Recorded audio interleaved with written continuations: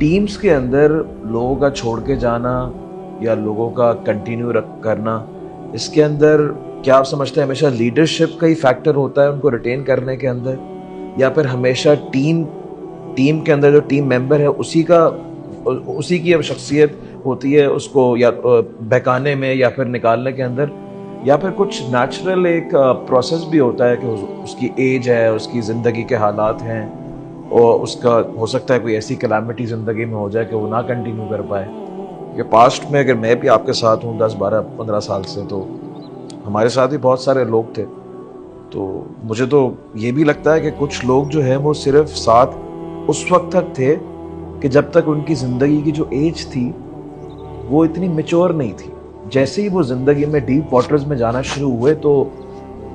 वो कभी थे ही नहीं मेरे हिसाब से। अगर वो इस एज में कभी सिलेक्ट ही ना करते ऑर्गेनाइजेशन को, एक 15 से 20 साल की एज के अंदर तो बंदा एक्सपेरिमेंट करता है, उसको तो सोच समझ ही नहीं होती। तो इस पे ही मैं ये कहना कि कहीं लीडरशिप जिम्मेदार है या कहीं वो बंदा जिम्मेदार है, आई थिंक वो तो खाली एक 5 साल या 3 साल उसने एक टाइम, कहते हैं ना रिलेशनशिप्स के अंदर भी होता है कि you never meant to be in that relationship, बस टाइम पास हो रहा होता है और फिर जब आंखें खुलती हैं तो आपको लगता है कि मैं कभी देखें इसके अंदर मेरा मानना ये है कि there is a study of leadership. एक लीडरशिप की पूरी स्टडी है, उसकी डिफरेंट स्टेजेस हैं, उसकी ग्रोथ की, उसकी एवोल्यूशन की, उसकी डेवलपमेंट की, जिसके अंदर उसके साथ डिफरेंट किस्म की उसकी जो टीम्स हैं, उसके सबॉर्डिनेट्स हैं, उसके मोतक़िद हैं, उनके हालात उसके साथ, उसकी किस स्टेज पर वो खड़ा हुआ है, वो स्टेजेस बहुत डिफरेंट है। तो उस सिनारियो को आप डिफरेंटली देख रहे होते हो कि भाई इस स्टेज पे से बंदे क्यों छोड़ के जा रहे हैं, इस स्टेज पे से बंदे क्यों छोड़ के जा रहे हैं, या इस स्टेज पे इसको बंदे क्यों छोड़ के जा रहे हैं। फिर उसको फिर पॉजिटिवली भी देखना, इस स्टेज पर इसके साथ बंदा क्यों जुड़ रहा है, इस स्टेज पे इसके साथ बंदा क्यों जुड़ रहा है, और इस पिनिकल पे इसके साथ बंदा क्यों जुड़ रहा है। We will have to look into that extensively कि किस एज में और किस लेवल पर और किस विजडम, इंटेंसिटी और मैच्योरिटी में और पोजीशन में उसको कितना बंदा लगा है उसको। मीनवाइल जो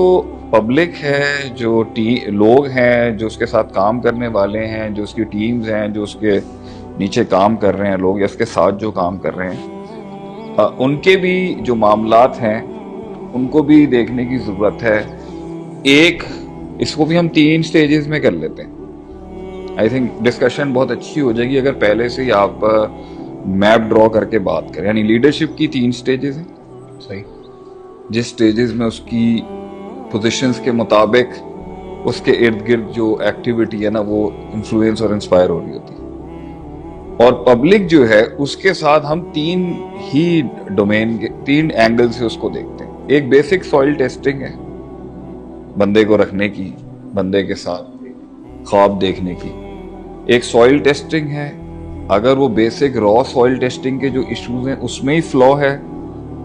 तो फिर वो कहीं ना कहीं प्रोसेस में फ्लॉ हो गई होगा। अगर बेसिक सॉइल टेस्टिंग ठीक है आदमी की और प्रोसीजर के अंदर उसके साथ आपसे गलती हुई है तो प्रोसीजरल जो उसका रास्ता है, जो उसका दौरान सफ़र है, उसमें जो आप गलतियां हुई हैं तो उसमें भी दोनों एंड देखे जाएंगे कि लीडरशिप की क्या गलती है और नॉर्मली पब्लिक की क्या गलती होती है। और कुछ लोगों के फ्लॉज और कुछ लोगों के मसाइल ना किसी मकाम पे पहुंचने के बाद जाहिर होते हैं, और इसी तरीके से कुछ लोगों की बुनियाद के अंदर ही आपको पॉजिटिविटी और रिजल्ट्स आना शुरू हो जाते हैं। कुछ लोग बुनियाद के अंदर इतनी स्ट्रेंथ नहीं होती लेकिन प्रोसीजर में बहुत निखर के सामने आते हैं, सही। और कुछ लोग किसी मकाम पर निखर के सामने आते हैं। जैसे इसकी एक मिसाल मैं स्टार्टिंग में इस तरह लूंगा कि लोगों ने आके कंप्लेन की थी हजरत उमर रज़ियल्लाहु अन्हु के बारे में कि he is very strict with things. तो नबी अकरम सल्लल्लाहु अलैहि वसल्लम ने कहा था कि ये जिस दिन उस पोजीशन पे आएंगे ना तो इनकी ह्यूमिलिटी और इनका जो लीन है, जो इनकी सॉफ्टनेस होगी ना वो उस दिन उभर के निखर के आएगी साहब। जिम्मेदारियां बोझ जो है वो कुछ लोगों की जो सॉफ्ट साइड है या बेटर साइड हम कहेंगे, जो पब्लिक हैंडलिंग का काम है, वो पोजीशन और रिस्पॉन्सिबिलिटी में ज्यादा निकल आता है। तो वही हुआ जब हजरत उमर पोजीशन पे आए अपनी, तो वो इस तरह के बाप बने कि मेरे ख्याल से बहुत एलिमेंट्स के ऊपर वो बहुत सॉफ्ट रहे हैं, बहुत काइंड हार्टेड रहे हैं। लेकिन जब वो एज अ नाइब कायम कर रहे थे, या वो जब एज अ मुशीर थे to the caliph and to the नबी, तो जब वो एज राइट हैंड्स काम कर रहे थे तो उनकी पोजीशन बहुत डिफेंसिव रही है। मतलब आपको हर जगह हजरत उमर का रोल मिलेगा कि उन्होंने तलवार पे हाथ रखा होता था, यानी दानिया रसूलुल्लाह उक्तल हादल मुनाफिक, आप हुक्म दें मैं इसका कत्ल कर दूं, ये मुनाफिक है। तो he was always on guard of profit सल्लल्लाहु अलैहि वसल्लम लाइफ, उनके मिशन के लिए। इस पे एक मैंने थीसिस पढ़ा है, अच्छा, हजरत उमर की पूरी जिंदगी के अंदर कितने टाइम्स उन्होंने ये कहा, तकरीबन 29 टाइम उन्होंने तलवार निकाली, ये बात कही कि दानी अक्तुल, आप मुझे हुक्म याद दे, मैं 29 times he was ready for the sanctity of. तो ये बड़ी प्यारी एग्जांपल से हम बात शुरू कर सकते हैं कि he was always on a watch, he was very strict, बहुत उनका मिजाज सख्त था कि रसूल सल्लल्लाहु अलैहि वसल्लम बॉदर ना हो किसी लिहाज से। नामूस के मामले में आप सल्लल्लाहु अलैहि वसल्लम की पोजीशन को लेके, आप सल्लल्लाहु अलैहि वसल्लम के मैसेज, इवन एक हम लोग क्या मेरे ख्याल से किताबुल लुक्ता के अंदर एक चीज पढ़ रहे थे कि आप सल्लल्लाहु अलैहि वसल्लम एक सहाबा की एक टीम को, एक ग्रुप को समझा रहे थे कि अगर तुम्हें कोई चीज पड़ी हुई मिल जाए तो उसका 1 साल तक ऐलान करना, फिर उसको इस्तेमाल कर लेना, और अगर उसका मुरब्बी आ जाए तो उसको हैंड ओवर कर देना। We was laying the principles of गिरी हुई कोई चीजें अगर मिल जाए किसी को तो वो क्या करे। आपने प्रिंसिपल समझा दिया तो आगे से उन्होंने मजीद एक्सप्लेनेशन के साथ कहा अगर किसी को ऊंट मिल जाए, किसी को बकरी मिल जाए। सो अब प्रिंसिपल जब समझा दिया तो आप उसको खुद ही प्लेस कर लें अपनी लाइफ में। यही शरीयत का दीन है जो लोग कहते हैं 6666 आयतें के अंदर पूरी कायनात तो नहीं कवर कर सकते, तो हमने प्रिंसिपल्स ऑफ एप्लीकेशन दिए हैं उसमें, जिन्हें हम उसूल फिक कहते हैं। तो उसके बाद जो है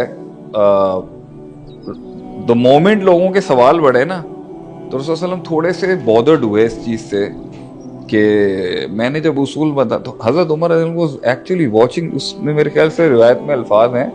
कि हजरत उमर वाज गेटिंग अपसेट, क्योंकि आप सल्लल्लाहु अलैहि वसल्लम थोड़े से अपसेट हो रहे थे इस तरह की क्वेश्चनिंग से। लेकिन आप हजरत उमर की जितनी जिंदगी आप, but when he got the position, तो हमारा जो ये उसूल है ना कि कुछ लोग बुनियाद में निखर जाते हैं, कुछ लोग रास्ते में निखरते हैं, उभरते हैं और निखरते हैं, 2 अच्छे लफ्ज हैं। और कुछ लोग जो है वो किसी मुकाम पे पहुंच के इस तरह का निखरते हैं वो, कि उनका वो जो हिडन लीडर होता है ना वो वहां निकल आता है, वो अपना प्रोसेस में निकलता है। और इसी तरीके से कुछ लोग बुनियाद में ही औकात दिखा देते हैं अपनी, बिखरते हैं, बिखर जाएं, औकात दिखा जाएं, अपना पोटेंशियल दिखा देंगे कि भाई मैं इससे ज्यादा का आदमी नहीं, आपके साथ इससे ज्यादा का आदमी। कुछ लोग रास्ते के अंदर औकात दिखा देंगे अपनी। औकात दिखाने से मुराद ये नहीं कि मैं किसी की ताकीर कर रहा हूँ, वो अपनी आपको अपनी औकात दिखाएंगे कि भाई मेरा यही पोटेंशियल है। और कुछ लोग किसी मकाम पे पहुंच के अपनी जो ना वो अंदर के डीपेस्ट हिडन, सबसे जो नफ्स में छुपा हुआ गंद होता है ना, वो मुकाम पे आके उनका बाहर निकलता है। और वो ऐसे जुमले वहां पे होते हैं कि आदमी कहता है कि ये यहाँ नहीं स्कैन हुआ, यहाँ स्कैन नहीं हुआ, लेकिन पावर, गद्दी और पोजीशन उसका दिमाग घुमा देगा। तो दोनों डायमेंशंस हैं। हाँ, लीडरशिप भी ऐसी होगी कि उसके भी कुछ हालात होंगे, जब उसकी एक जिंदगी होगी, उसके एक मसाइल होंगे, फिर वो एक एवोल्यूशन से गुजर रहा होगा, उसमें उसकी क़यादत के कुछ मसाइल होंगे, और फिर वो एक अल्टीमेट लीडरशिप को हम मेच्योरिटी के लिहाज से देखेंगे, मेच्योरिटी, एवोल्यूशन और सेल्फ कंट्रोल के लिहाज से। और यहां से हम जो है ना,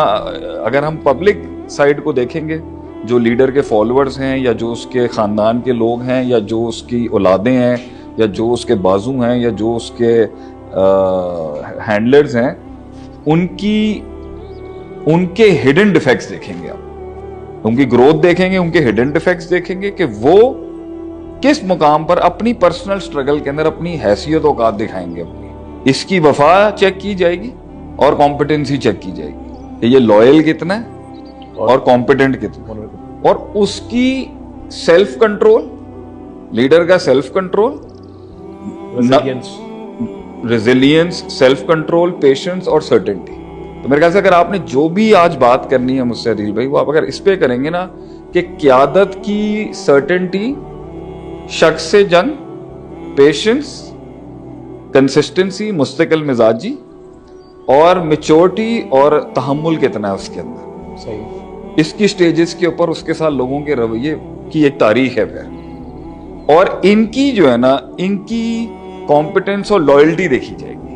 परफॉर्मेंस और वफादारी इनकी देखी जाएगी। फॉलोअर्स की और लीडर की जो है वो तहम्मुल, बर्दाश्त, यकीन और सबर लीडर का देखा जाएगा।